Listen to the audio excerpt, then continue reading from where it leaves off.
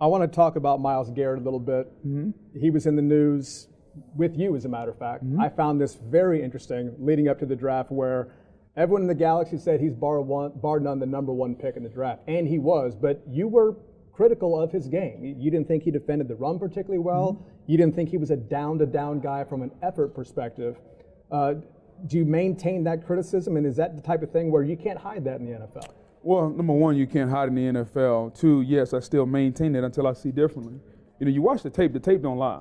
You know, football is a game, man, where we can talk a lot, but when you turn the tape on, just be quiet and watch. And when you watch him, he's a guy with freakish athletic ability.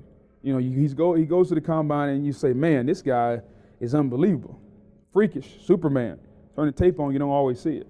And so I always get worried when the tape doesn't match what the shorts show at the combine. His tape didn't match that. I get the ankle injury. I get that this past year.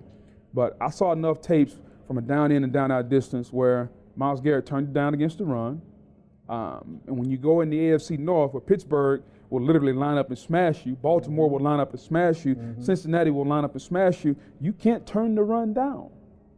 Yeah, I get it. He's going to be paid to rush the passer. But remember what I said earlier. If you don't get the third down, because you didn't play first and second down, third down won't matter. So he's got to become an all-around football player. To say he was the best player in the draft, I don't know. Was he the most talented? Yes. And I think that for him and for people in Cleveland, you have to hope that the talent, the effort, and the productivity all match. If they do, you got a Hall of Fame player. If they don't, you have Courtney Brown all over again. So you're guest hosting Mike and Mike, and Myles Garrett is supposed to be in Bristol doing the car wash. He finds out that you're hosting that show, and he won't go on the show. Yeah, he was in Bristol. Right. He was in the hallway, and he wouldn't come on. And whether you agree with my criticism of him or not, I don't think there's a reason for him to use that as an opportunity to turn down the interview on a national television radio show. If anything, my job as an analyst or host in that role is to ask the questions to make the guys look good. Ask the questions that people want to know the answer to. Now, how you answer them is up to you and how you make yourself look. But I'm not trying to make the kid look bad. I know what it's like to be a senior or junior and have aspirations of being a highly drafted kid. I've been there. And so that was not my job or not my thought process at the moment, but he didn't come on. Do I hold it against him? No. If that's the worst thing that happens to him in his career, will he be fine? Absolutely. He doesn't have to talk to me. But in Cleveland, as a number one overall pick, he's going to have to deal with the media. Yeah.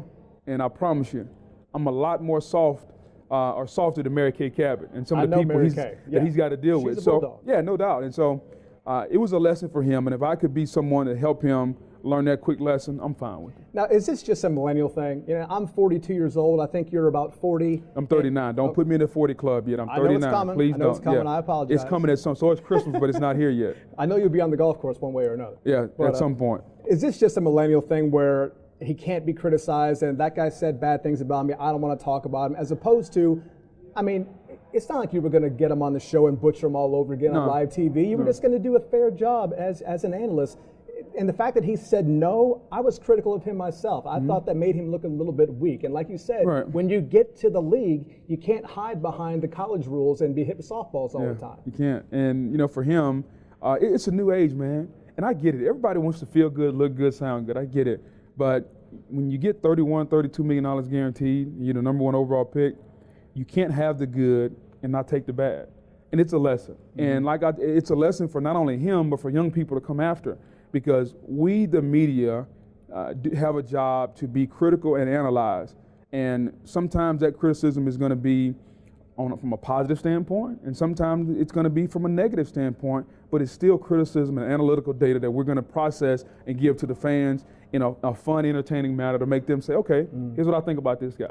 Because if I don't do it, somebody else is going to do it. And so I think this, you know, Brayden, these new kids, man, they always, I mean, it's like I want everybody to like me, and everybody doesn't like me.